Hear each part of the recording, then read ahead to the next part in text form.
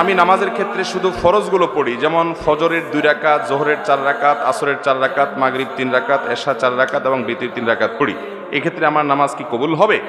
দেখুন, শুধু ফরজ পড়েন এই ভাই, সুন্নত পড়েন না, নামাজ হবে কিনা? উত্তর হলো, শুধু ফরজ পড়লে ওয়াক্তের দায়িত্বটা আদায় হবে। জোহরের ফরজটা পড়লেন, জোহরের ওয়াক্তের দায়িত্ব আদায় হলো, কিন্তু এটা পরিপূর্ণভাবে হলো না, ত্রুটি থেকে গেল।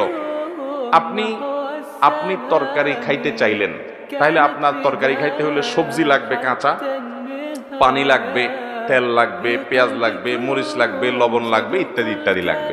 এখন আপনি পানির মধ্যে কাঁচা সবজি সিদ্ধ করে রান্না করে নিয়ে আসলেন, লবণ, তেল, হলুদ কিছুই দিলেন না, তাহলে এটাকেও সবজি বলা যায়, কিন্তু এই সবজি কেউ খাবে না, আপনিও খাবেন না, ঠিক না বে ঠিক? 5 ওয়াক্ত ফরজ নামাজ এটা পূর্ণতা পাওয়ার জন্য এর আগে পরে যে সুন্নাত নামাজগুলো আছে সেগুলো হলো এরকম। এগুলো ছাড়া ওই নামাজটা হয়ে যাবে, ফরজ আদায় হয়ে যাবে, ওয়াক্তের ফরজ আদায় হয়ে যাবে আলহামদুলিল্লাহ, মাগার আপনার নামাজটা পরিপূর্ণ হলো না, মনে রাখবেন।